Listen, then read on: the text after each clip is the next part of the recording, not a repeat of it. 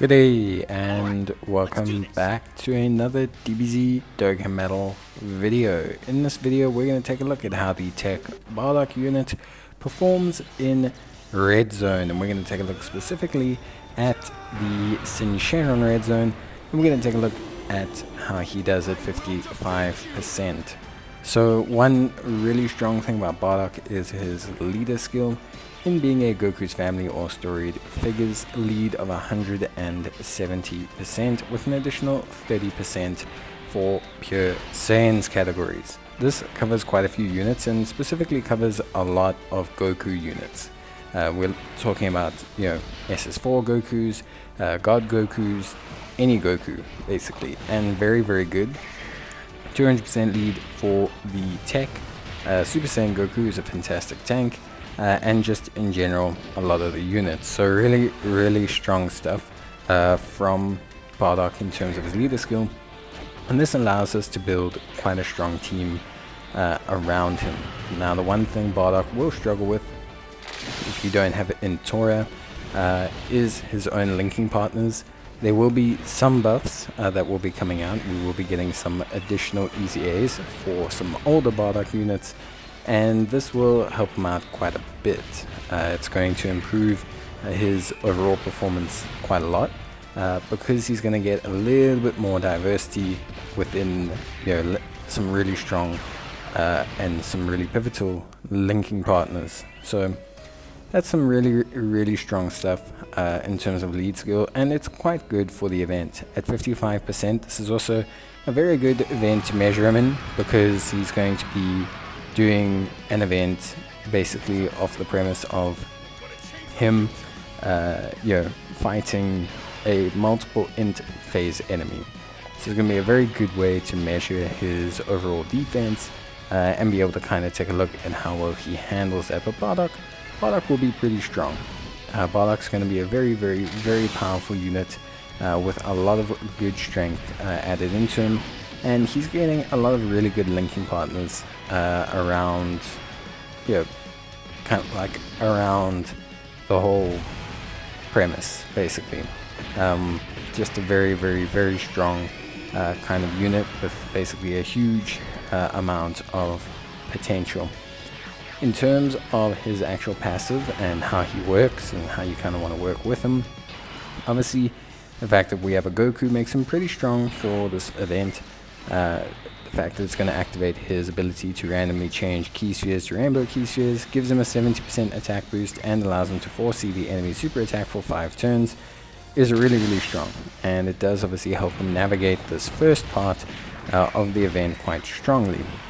This makes him a pretty good option, because the ability to see where Syn Shenron's attacking will allow us to place our tanks and allow us to really control the ebb and flow of the first phase, and you generally won't need to consume items at any given point in time with this. So this is really good stuff, and just shows that Bardock's in a really strong position from that perspective.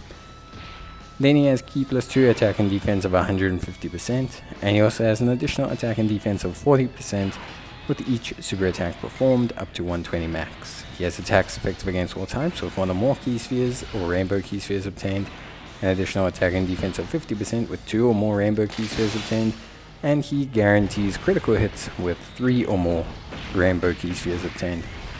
Overall, this is pretty good stuff. Honestly speaking, his passive lends itself to make him a very simple unit to utilize. 1 rainbow key sphere is very good to get attacks effective against all types. 2 rainbow key spheres is not too hard to get, and it gives him a sizable attack and defense boost. And although 3 rainbow key spheres is relatively difficult to obtain, it's not the hardest condition to get, especially since there's quite a few good rainbow orb changes on his team.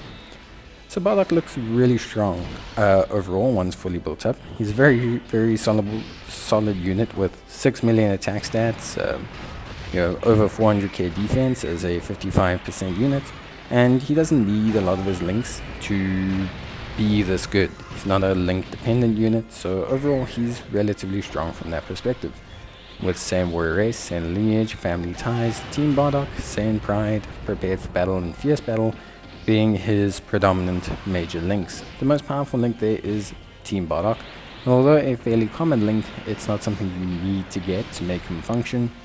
There's quite a few decent Team Bardock based link members nowadays, and like I said, if you've got Int Tora, then you have a massively good option in terms of spiking for Bardock, but similarly the physical Fascia is also a very strong unit from that perspective as well. So he's got some really strong defensive units that can kind of pair up super duper well with him, which is really great, and I think for the most part he's really strong from that perspective. Having physical Fascia is a very big part of kind of having the tools and the kit that you need to really make him function well. So yeah, beyond that, I think overall Bardock sits in a very strong space for a lot of red zones, not just specifically this one. His kit is very malleable. He will do good damage across the board because of his attacks effective against all types, because of his critting, and his defense is solid enough to tank normals from most fights. In fact, I think he can tank normals from pretty much every single fight, except for this one, because it's an int boss. And should you have him with a dupe, or should you have him with int Tora, or should you have him with capable support, then that will definitely change, and you probably could see him kind of tanking really well at this point. So Bardock is strong. I don't think there's any debate about that. His leader skill is also very strong, very comfortable leader skill that kind of sits him into a good position. So yeah, I would say across the board that everything's looking pretty decent for Bardock. I like the way he looks, I like the way he functions. I think everything looks really good, and yeah, I think in general he's an incredibly solid, incredibly powerful unit that does a really good job of kind of just being a great leader. He's a great floater as well. You don't need to do a lot with Bardock, which I personally love. Some people maybe find floaters and they think, oh, it's not a main rotation unit.